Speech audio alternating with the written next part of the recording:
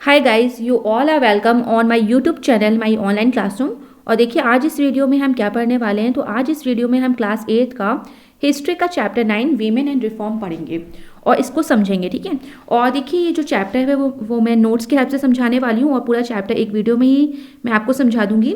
और जैसे कि देखिए इंट्रोडक्शन में दिया हुआ है कि इस चैप्टर में हम, क्योंकि चैप्टर का नाम ही वीमेन एंड रिफॉर्म है, तो हम वीमेन के बारे में पढ़ेंगे, उनकी क्या प्लेस थी इंडियन सोसाइटी में एंशियंट टाइम पे, और किस तरह की जो प्रैक्टिसेस, ठीक है, सोशल इविल्स थी उनसे रिलेटेड उनके बारे में पढ़ेंगे। और किस तरह से धीरे धीरे सोशल रिफॉर्मर्स आए जिन्होंने सोसाइटी में वीमेन का जो लेवल था, जो इनके जो भी प्रॉब्लम्स थी उनको किस तरह से सॉर्ट आउट किया, किस तरह से उनको एक बेटर प्लेस प्रोवाइड की सोसाइटी में, तो उसको पूरा का पूरा हम समझेंगे। तो देखिए साथ ही मैं वीडियो को स्टार्ट करने से पहले एक चीज़ और बता दूं कि आपको इस चैनल पे, अगर आप इस चैनल पे न्यू हैं तो आपको एक चीज़ ये जानने की ज़रूरत है कि इस चैनल पे आपको क्लास 6 से लेके 12 तक का study material social science, political science से रिलेटेड मिल जाएगा। आपको इसी तरह की चैप्टर एक्सप्लेनेशन वीडियोज़ मिल जाएंगी, आपको वर्कशीट मिल जाएगी जहाँ सारे इंपॉर्टेंट क्वेश्चंस मैं प्रोवाइड करती हूँ। साथ ही आपको सिलेबस मिल जाएगा, आपको सैम्पल पेपर्स मिल जाएंगे और आपको जो मैप वर्क है वो भी प्रोवाइड हो जाएगा। तो आप देख सकते हैं कि एक ही जगह आपको काफ़ी सारा जो स्टडी मटेरियल जो रिक्वायर्ड होता है आपकी पढ़ाई के लिए वो सब अवेलेबल है। और जब भी आप मेरे चैनल पे आते हो तो आप प्लेलिस्ट ऑप्शन पे जाया करिए, तो वहाँ प्लेलिस्ट पे आपको आपके क्लास वाइज जितने भी चैप्टर हैं वो आपको ईजिली मिल जाएंगे। तो आइए स्टार्ट करते हो। देखिए नेक्स्ट हेडिंग है place of women in society, यानी सोसाइटी में वीमेन की क्या प्लेस रही, ठीक है।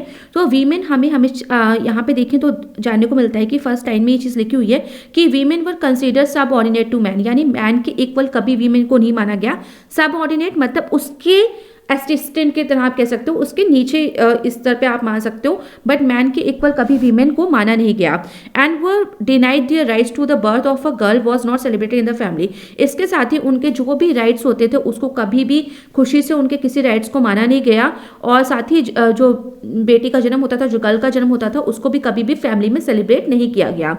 चाइल्ड मैरिज जो थी वो कॉमन होती थी उस टाइम, और बचपन में ही जो है वो शादी करा दी जाती थी। पॉलीगैमी, ठीक है, पॉलीगैमी क्या होता था, ये कॉमन एक कह सकते हो एक इविल थी, सोशल इविल थी जो फैमिलीज में पाई जाती थी, रूलिंग प्रिंसेस और बिग जमींदार्स में। और यहाँ पे क्या होता था ना कि एक जमींदार की एक से ज़्यादा पत्नी होती थी, तो उसको हम पॉलीगैमी बोलते हैं। साथ ही remarriage of widows was a rare phenomena and often not encourage. इसके साथ ही अगर वो कम उम्र में विधवा भी हो जाती थी या जब विधवा होती थी तो उनको दोबारा शादी करने का भी अधिकार नहीं होता था। तो ये भी एक इस तरह का फेनोमेना जो था वो वहाँ पे देखने को मिलता था, और इसको कभी इनकरेज भी नहीं किया गया कि हाँ उनको मैरिज करने का अधिकार मिले। तो इस तरह की उन पे पाबंदी लगाई थी, उन्हें इस तरह की छूट बिल्कुल नहीं मिली थी। प्रैक्टिस देखें तो वहाँ पे सती जो प्रैक्टिस होती थी वो बहुत ही कॉमन होती थी। और इसमें सती प्रथा में क्या होता था, देखिए जब भी किसी का स्त्री का पति जो मर जाता था तो उसकी विधवा को उसके चिता के साथ ही जिंदा जला दिया जाता था, तो इसको सती प्रथा बोलते थे। और वीमेन, और ये माना जाता था कि जो भी विधवा है अगर वो अपनी पति के चिता के साथ जलती है, उसके साथ मरती है, तो वो एक उसको सती बोला जाता था। साथ ही एक मॉरल वर्च्यू, ठीक है, आप कह सकते हो ना कि उच्च नैतिकता का और एक आचरण का वर्च्यू, मतलब उसने एक उच्च आचरण का उदाहरण दिया है। प्रॉपर्टी राइट्स जो थे वीमेन के वो रेस्ट्रिक्टेड थे, उन्हें किसी तरह के अपने पिता की प्रॉपर्टी पे किसी तरह का अधिकार राइट नहीं मिलता था। दे हैड नो से इन फैमिली मैटर्स। इसके साथ ही उन्हें परिवार के किसी भी मामले में बोलने का कोई भी अधिकार नहीं होता था, यानी डिसीजन लेने के तो बहुत दूर छोड़िए, उन्हें किसी भी बात में अपनी सलाह मशवरा देने का भी कोई अधिकार नहीं होता था। They were denied the right to education. इसके साथ ही उन्हें शिक्षा का कोई अधिकार नहीं था। और जनरली जो उनकी लाइफ थी वो इग्नोरेंस और डर के माहौल में ही वो जीती थी। उन्हें किसी तरह की इग्नोरेंस, आप कह सकते हो अंधकार की दुनिया और किसी तरह के ज्ञान वाली बातें या पढ़ाई लिखाई का जब मौका नहीं मिलता था तो उन्हें किसी तरह की चीज़ों की नॉलेज भी नहीं होती थी। चेंजेस सीनेरियो देखिए किस तरह से धीरे धीरे जो सीन था, जो सीनेरियो था वो चेंज होता गया, और कैसे इनको एडुकेशन मिली, एडुकेशन का राइट मिला, और जिसके वजह से इनकी ज़िंदगी काफ़ी हद तक बहुत सुधर गई। तो जब ग्रोथ हुई और स्प्रेड हुआ एजुकेशन मिडिल क्लास लोगों में, और people now begin to feel for the miseries of a women's life, और उसके साथ ही उन्होंने जब पढ़ाई आने लगी मिडिल क्लास सोसाइटी में, देखिए मिडिल क्लास हमेशा याद रखिएगा कि अमीर लोग और गरीब लोग इतना ज़्यादा इंटरफेयर नहीं करते, इतना ज़्यादा चीज़ों को लेके, चेंजेस को लेके, बदलाव के लिए नहीं सोचते, और जो सोचता है वो होता है मिडिल क्लास आदमी, ठीक है। तो वो इसी आशा में जीता है कि हाँ सोसाइटी में चेंज हो। तो इसी तरह से जब एजुकेशन का स्प्रेड हुआ, जब एजुकेशन फैली, मिडिल क्लास के लोगों के बीच में, तब पीपल ने सोचा कि हाँ, जो वीमेन जो इस तरह की ज़िंदगी जी रही है उसका भी हक बनता है कि वो एक बेहतर ज़िंदगी जिए, और इसके लिए फिर वहाँ पे काम शुरू हुआ। और बाई नाउ, और इसी के साथ देखिए और भी रीज़न थे, ठीक है, ये मैं आपको पर्टिकुलर रीजंस बता रही हूँ कि कैसे और कब सीनेरियो चेंज हुआ। तो फर्स्ट एजुकेशन की वजह से हुआ, सेकेंड देखिए जिस तरह से इंडस्ट्रियलाइजेशन हुआ, मॉडर्नाइजेशन हुआ, न्यू मीन्स ऑफ कम्युनिकेशन आए, और उससे भी कह सकते हो कि ज़िंदगी जो थी वीमेन की वो बदलने वाली थी। इसके साथ ही जो प्रिंटिंग प्रेस आई, क्योंकि प्रिंटिंग प्रेस के द्वारा न्यूज़पेपर्स में, मैगजीन्स में, बुक्स में, जर्नल्स में और पैम्पलेट्स में वीमेन के बारे में काफ़ी हद तक कहानियाँ, हर चीज़ लिखी गई, तो उससे भी जो थी उनकी कंडीशन जो थी वो सुधरनी ही थी। अब आते हैं सोशल रिफॉर्मर्स। तो देखिए क्रेडिट जो है ओवरऑल हम इन सब चीज़ों को तो कहते ही हैं, न्यूज़पेपर्स, मैगजीन और एडुकेशन को, ठीक है।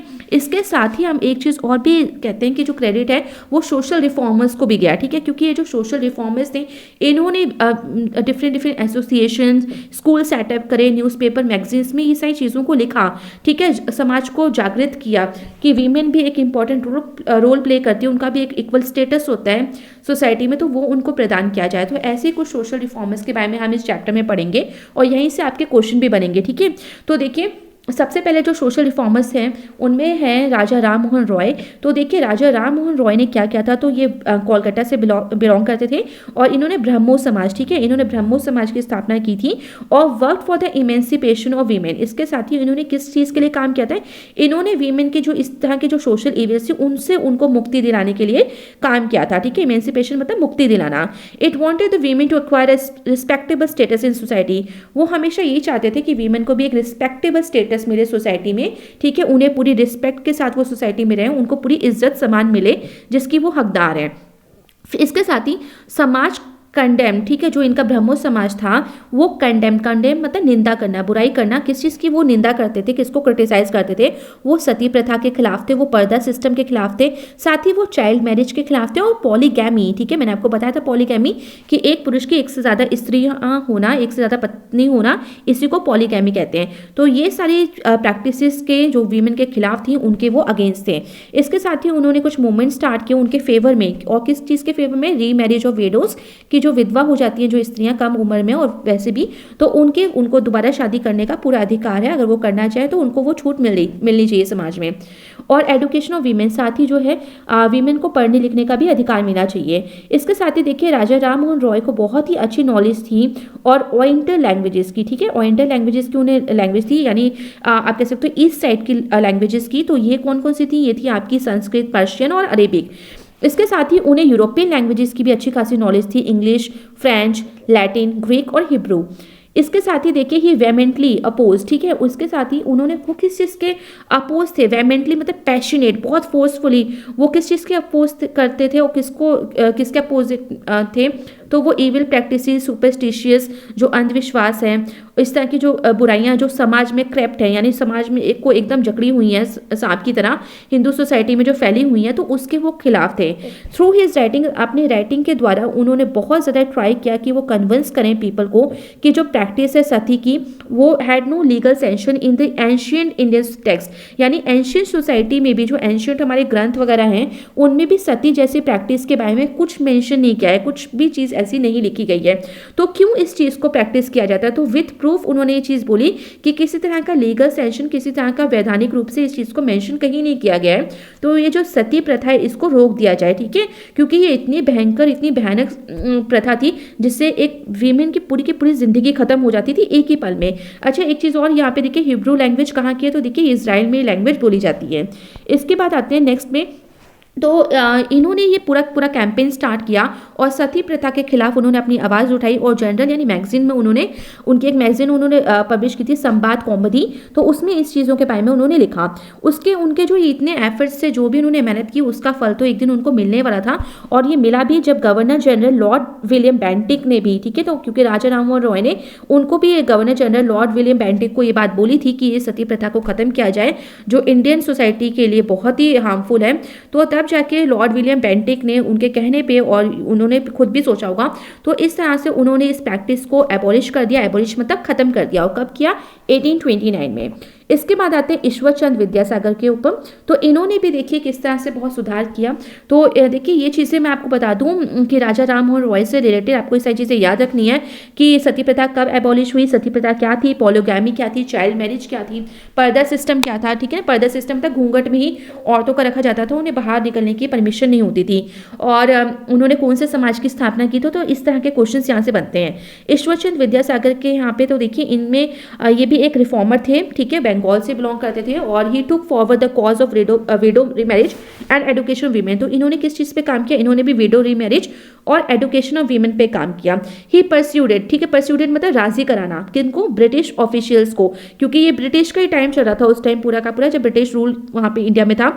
तो इन लोगों ने सोचा है, जो जितने भी सोशल रिफॉर्मर थे, कि अगर सोसाइटी के लोग नहीं सुन रहे तो हो सकता है कि ब्रिटिश ऑफिसर्स हैं वो इन चीज़ों को सुने और जब वो कोई लॉ बनाएंगे, ठीक है, क्योंकि देखिए कानून को हर कोई मानता है। जैसे आज के टाइम पे भी जब कानून बनता है तो उसको हर कोई मानता है, तो उस टाइम भी जब कानून बन जाता था तो क्योंकि कहते हैं ना कानून के ऊपर कोई नहीं है, तो उस टाइम भी कानून को हर कोई मानता था, फॉलो करता था। तो ब्रिटिश ऑफिसर्स ने कुछ लॉ को पास किया और जिसके द्वारा रीमैरिज और विडोज, ठीक है, इन्फोर्स किया गया कि हाँ ठीक है, विडोज की रीमैरिज का उनको अधिकार मिले और साथ ही बैनिंग पॉलीगैमी, और इसके साथ ही जो पुरुष है वो सिर्फ एक साथ शादी कर सकता है, उससे ज़्यादा वो शादियां नहीं कर सकता। तो पॉलीगैमी जैसे प्रथा को भी, कि एक से ज़्यादा स्त्रियां रखना, इस तरह की प्रथा को भी खत्म करने की कोशिश पूरी अच्छे से बरकरार की गई, उसको किया गया। हिज एफर्ट्स बॉर फ्रूट्स, और एक दिन ऐसा भी आया कि हाँ ये भी सक्सेसफुल हुआ और विडो रीमैरिज एक्ट पास हुआ 1856 में। और इसके अकॉर्डिंग जैसे विडो रीमैरिज लिखा ही हुआ है कि विधवाओं को फिर से शादी करने का अधिकार मिल गया। और he was a witness to the first widow remarriage in Calcutta in 1856। और जब पहली शादी हुई थी किसी विधवा की तो उसके भी वो विटनेस वहां पे बने 1856 में कलकत्ता में। Ishwarchand also stood up for women education, women education के लिए वो हमेशा खड़े रहे, अपनी आवाज़ उठाई उन्होंने 35 स्कूल जो थे गर्ल्स के लिए, ठीक है, वो ओपन किए थे बंगाल में।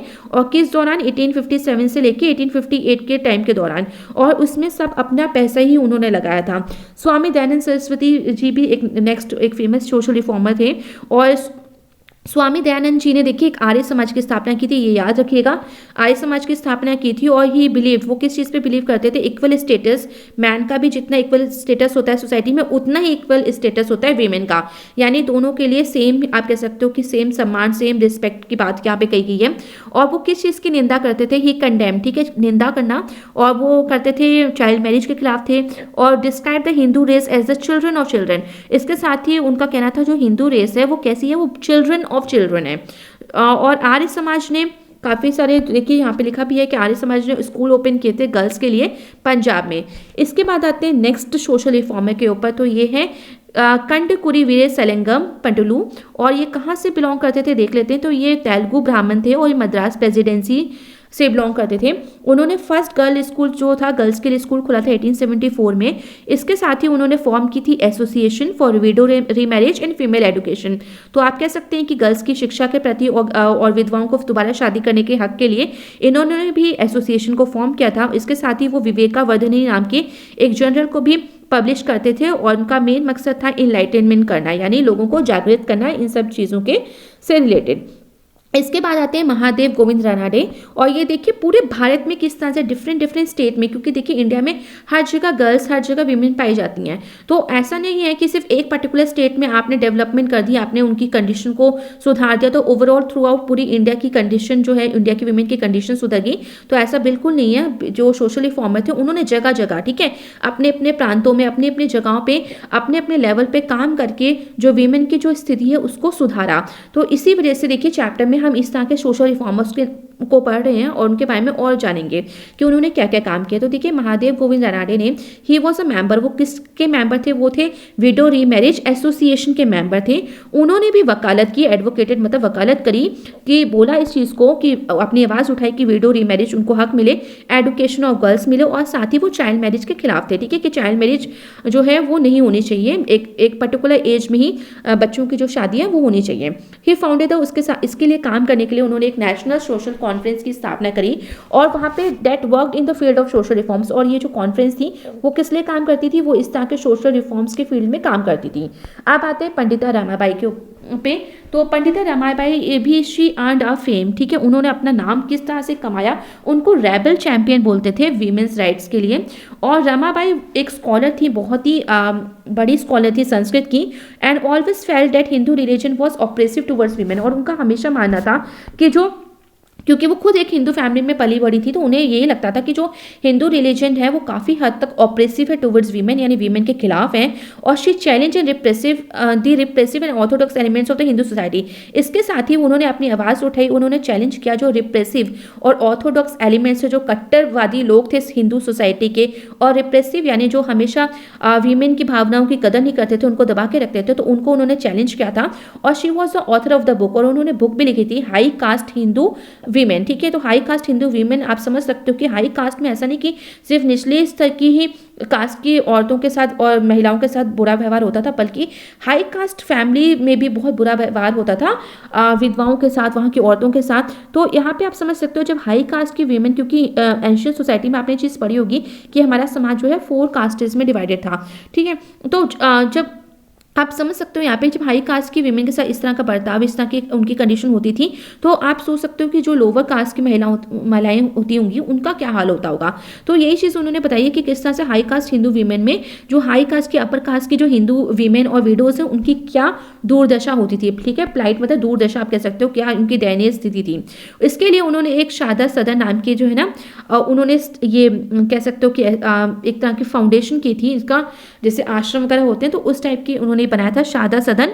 और ये एक स्कूल था, ठीक है, एक यहाँ पे लिखा भी हुआ है कि शी फाउंड शादा सदन आ स्कूल फॉर विडोज, ठीक है। ये एक स्कूल उन्होंने विडो के लिए, विधवाओं के लिए स्थापना की थी, स्थापित किया था बॉम्बे में। और एक शेल्टर होम, ठीक है, मुक्ति नाम का एक शेल्टर होम नियर पुणे, ये विधवाओं के लिए था कि जो विधवाएं इस तरह से अपने घरों से निकाल दी जाती हैं तो वो मुक्ति नाम की इस तरह के शेल्टर होम में वहाँ पे रह सकती हैं। इसके बाद आते हैं नेक्स्ट सोशल रिफॉर्मर हैं दोंडो केशव कार्वे, और ये एक चैंपियन रहे वीमेन रिफॉर्म्स के। महाराष्ट्र में इन्होंने काफ़ी हद तक काम किया और किसके फेवर में थे, economic independence of women specially widows. इनको ये चाहते थे कि इकोनॉमिक इंडिपेंडेंस वीमेन को मिलनी चाहिए, उनको संपत्ति में थोड़ा सा अधिकार मिलना चाहिए स्पेशली विडोज को। और उनके इसके साथ ही उन्होंने फर्स्ट इंडियन वीमेन होम जो था पुणे में उसकी स्थापना करी। इसके बाद नेक्स्ट सोशल रिफॉर्मर जो है वो है विष्णु शास्त्री। तो विष्णु शास्त्री ने जो रिफॉर्म मूवमेंट स्टार्ट किया वो वेस्टर्न इंडिया में किए, ठीक है। और ये वेस्टर्न इंडिया में इन्होंने रिफॉर्म मूवमेंट्स को लीड किया, ठीक है। और विडो रीमैरिज एसोसिएशन जो था वो उसको स्टार्ट किया बॉम्बे में इन 1866 में। इसके बाद नेक्स्ट सोशल रिफॉर्मर है बहराम जी मालाबारी, ठीक है। और ये एक पारसी रिफॉर्मर थे जिन्होंने अटैक किया इवल्स ऑफ चाइल्ड मैरिज पे और प्लाइट ऑफ विडोज, ठीक है, जो विडोज की जो स्थिति थी उस पर उन्होंने अटैक किया। और थ्रू हिज आर्टिकल्स, कैसे किया, ये अपने आर्टिकल्स में इन्होंने द टाइम्स ऑफ लंदन में इन सब चीज़ों के बारे में लिखा। और उनके इस तरह के लगातार प्रयासों के द्वारा एज ऑफ कॉन्स्टेंट, ठीक है, कंसेंट एक्ट पास हुआ 1891 में। और इसके अकॉर्डिंग देखिए जो गर्ल है बिलो 12 ईयर्स ऑफ एज वो उसको किसी तरह से फोर्स नहीं कर सकते to have physical relations with her husband. इसके साथ ही देखिए शादा एक्ट पास किया गया और 1929 में। और इसके अकॉर्डिंग जो एज ऑफ कंसेंट थी वो फीमेल्स के लिए 16 कर दी गई और मेल्स के लिए 18 ईयर्स कर दी गई। गंगाबाई, इनको माता जी महारानी तपस्विनी के नाम से भी जाना जाता है। गंगाबाई एक फेमस कह सकते हो ब्राह्मण वुमेन थी डेक्कन की। और शी हैड डीप फेथ, उनका बहुत विश्वास था, गहरा विश्वास था हिंदू रिलीजन और मॉरल प्रिंसिपल्स पे। वो सेटल कहाँ पे थी, कोलकाता में। टू प्रमोट, किस लिए, to promote education among famous according to Hindu principles. उसके साथ ही उन्होंने महाकाली पाठशाला की स्थापना की कलकत्ता में 1893 में। इसके बाद आते हैं सिस्टर सुब्बा लक्ष्मी के बारे में पढ़ते हैं। तो यहाँ पे देखिए शी बिलोंग टू, वो मद्रास प्रेसिडेंसी से बिलोंग करती थी। सुब्बा लक्ष्मी जो थी वो फर्स्ट हिंदू विडो थी जो स्टडी अप टू ग्रेजुएशन, जो ग्रेजुएशन तक पढ़ी थी। और उन्होंने स्टैब्लिश किया था ICC house school for child widows up to the age of 18। इसके साथ ही उन्होंने शारदा विद्यालय की स्थापना की थी, एक ये हाई स्कूल कम बोर्डिंग था फॉर एडल्ट विडोज, ठीक है। तो देखिए एज, क्योंकि उस टाइम चाइल्ड मैरिज होती थी तो चाइल्ड बचपन में जो गर्ल्स हैं वो विधवा हो जाती थी, ठीक है। तो ये देखिए आईसीसी हाउस जो था एक स्कूल था जो उन्होंने सेटअप किया था, और किस एज तक की विधवाओं के लिए क्या था, ये था एज ऑफ 18 से नीचे नीचे। इसके बाद शारदा विद्यालय जो था वो एक हाई स्कूल था, कम बोर्डिंग भी था, जो कि एडल्ट विडोज के लिए था। इसके बाद नेक्स्ट है वीमेन एंड एजुकेशन। तो देखिए सबसे पहले जो पारसीज थे उन्होंने एक्टिव स्टेप जो थे टूवर्ड्स एजुकेशन वीमेन वो स्टार्ट किए। रिलीजियस रिफॉर्म एसोसिएशन फॉर्म किया गया बाई नरोजी फर्नोडी जी के द्वारा। और इनका क्या एम था, इनका था एम था मॉडर्नाइज करना ट्रेडिशनल कस्टम को रिगार्डिंग एजुकेशन और मैरिज ऑफ वीमेन। दादा भाई नरोजी जो थे उन्होंने प्रोपोगेट किया था विडो रीमैरिज को, कि विडो रीमैरिज जो है वो होनी चाहिए, और एजुकेशन थ्रू ही न्यूज़पेपर, अपने न्यूज़पेपर के थ्रू उन्होंने बातें लिखी थी, और न्यूज़पेपर का नाम था रस्त गुफ्तार, ठीक है। इसमें इन्होंने कि किस तरह से वीमेन की दोबारा शादी होनी चाहिए, उनको शिक्षा का अधिकार मिलना चाहिए, इस चीज़ों पर लिखा था। कलकत्ता में JED बैथुने ने ओपन किया था स्कूल्स के लिए, गर्ल्स के लिए स्कूल्स। और महाराष्ट्र में ज्योतिबा फुले और उनकी वाइफ सावित्री बाई फुले ने ओपन किए थे 5 schools for girls in and girls का स्कूल्स ओपन किए थे महाराष्ट्र में, और पुणे में भी 1848 में। ताराबाई शिंदे जो है वो अपने घर में ही पढ़ी थी पुणे में, और शी पब्लिश्ड अ बुक, उन्होंने एक बुक भी लिखी थी स्त्री पुरुष तुलना, जिसमें ना उन्होंने क्रिटिसाइज किया था सोशल डिफरेंसेस जो बिटवीन मैन और वीमेन में, जिस तरह से सोसाइटी में भेदभाव किया जाता है, तो उसके ऊपर ये बुक लिखी थी। तो याद रखिएगा ये बुक ताराबाई शिंदे ने लिखी थी। इसके बाद आते हैं एजुकेशन अमंग मुस्लिम्स। तो देखिए मुस्लिम समाज में किस तरह से महिलाओं की एजुकेशन के लिए काम हो रहा था। तो यहाँ पे सर सैयद अहमद खान ने इनिशिएट, उन्होंने एफर्ट्स लगाए थे किसके लिए, इनकी मुस्लिम वीमेन की एजुकेशन के लिए। इसके साथ ही वो पर्दा सिस्टम के खिलाफ थे। उन्होंने अपोज किया था पॉलीगैमी और मुस्लिम सिस्टम ऑफ इजी डिवोर्स, जिस तरह से मुस्लिम सिस्टम में 3 बार इजली, जब वो तलाक कहते हैं तो इजली तलाक हो जाता है, तो इस सिस्टम के भी वो खिलाफ थे। मुमताज अली ने री इंटरप्रेटेड किया था वर्सेस फ्रॉम द कुरान, जो भी कुरान में बातें लिखी गई थी, तो उन्होंने फिर से उसको अपनी भाषा में फिर से अपने वर्ड्स में लिखा था। और क्या in favour of educating women, की वीमेन को पढ़ाई लिखाई का अधिकार मिले। बेगम सुख जो भोपाल थी उन्होंने भी इंकरेज किया एजुकेशन को अमंग मुस्लिम वीमेन, की मुस्लिम वीमेन को एजुकेशन मिलनी चाहिए। बेगम रुकैया सखावत हुसैन ने भी स्टार्ट किए थे स्कूल्स पटना और कलकत्ता में। और मिसेस आनंदीबाई जोशी जो थी वो फर्स्ट इंडियन वुमेन थी जो डॉक्टर बनी थी। तो ये था आपका पूरा चैप्टर का कॉन्सेप्ट। तो आई होप ये चैप्टर आपको अच्छे से समझ में आ गया होगा। और देखिए जितनी भी इंपॉर्टेंट चीज़ें थी उसको मैंने हाईलाइट कर दिया है, तो इससे भी आप इजिली इस चैप्टर को समझ लोगे और ये आपके लिए काफ़ी हेल्पफुल रहेगा। So thank you everyone and please like share subscribe the channel for more updates.